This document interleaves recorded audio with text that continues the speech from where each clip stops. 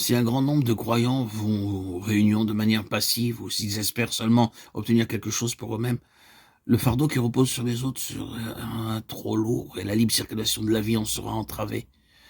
Ce qui détermine la valeur d'une réunion pour le Seigneur et pour les saints dépend de la proportion de ceux qui, présents, ont un désir positif de laisser libre cours à la vie. C'est la responsabilité de tous ceux qui possèdent la vie du Seigneur. Ce n'est pas une question de maturité. Pourvu seulement que chacun ait un esprit pur, il y aura alors entre ses membres un courant de vie qui ranimera l'ensemble. Les églises subissent de sérieuses pertes à cause de la passivité de bon nombre de leurs membres. Il est vrai que nous pouvons chacun nous approcher du Seigneur individuellement, et en le faisant, nous sommes fortifiés. Mais il y a quelque chose de particulier dans cette réciprocité des membres, et ce ministère. Christ, la tête de l'Église, l'a confié à ses membres. Lorsque le Seigneur dit « Si donc je vous ai lavé les pieds, moi le Seigneur et le Maître, vous devez aussi vous laver les pieds, les uns aux autres. » Jean 13, 14. Nous ne pouvons pas impunément ignorer notre responsabilité à l'égard de ce ministère de la vie pour nos frères, ni non plus négliger notre grand besoin d'être aussi fortifiés par leurs moyens. Car ils sont aussi les seuls à pouvoir le faire. Cela nous conduit tous à demeurer obligatoirement dans le Seigneur pour être maintenus de manière permanente dans la fraîcheur. Si aujourd'hui nous ne demeurons pas expérimentalement dans le Seigneur, ceux qui nous rencontreront passeront à côté du toucher vivifiant dont ils ont besoin. Beaucoup parmi les enfants de Dieu rabâchent toujours le même refrain de leur expérience passée. Oh, combien cela est pathétique! Ils stagnent et par conséquent sont incapables d'accomplir ce ministère si nécessaire que leur a confié le Seigneur.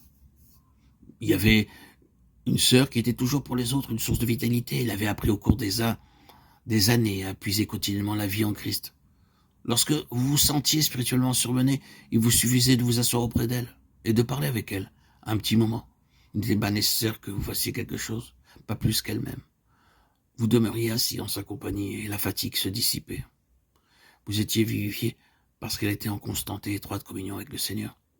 C'est en raison de la fraîcheur de sa communion avec lui que les autres le rencontraient aussi lorsqu'ils la rencontraient.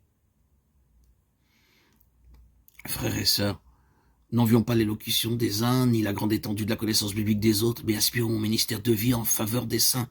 Si nous nous maintenons dans une étroite communion avec la tête du corps, nous serons en mesure d'être des ministères de sa vie pour les autres membres.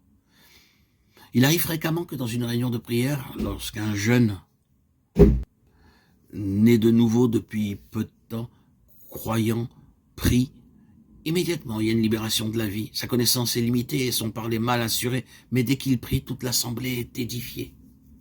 Par contre, beaucoup de chrétiens de longue date, malgré des années d'accumulation de connaissances bibliques et de maîtrise de leur langage, n'ont plus aucun impact dans les réunions lorsqu'ils prient. Le jeune croyant a rencontré tout récemment le Seigneur. L'autre, plus âgé dans la foi, n'a pas su conserver cette fraîcheur. La fraîcheur de la vie est communiquée aux autres membres du corps quand nous sommes en contact vivant avec notre tête vivante. Il est juste et bon de vouloir laver les pieds des saints, cependant nous devons savoir qu'il s'agit là d'un ministère réciproque dans l'Église. Nous ne prospérerons pas si nous voulons toujours exercer ce ministère sans jamais vouloir que les autres l'exercent aussi envers nous. L'Église, dans son entier, est édifiée par le ministère mutuel de tous ses membres. Nous devons toujours nous empresser de servir les enfants de Dieu, mais nous devons toujours être prêts à ce qu'ils nous servent aussi. Et cela nécessite la grâce de son humilité.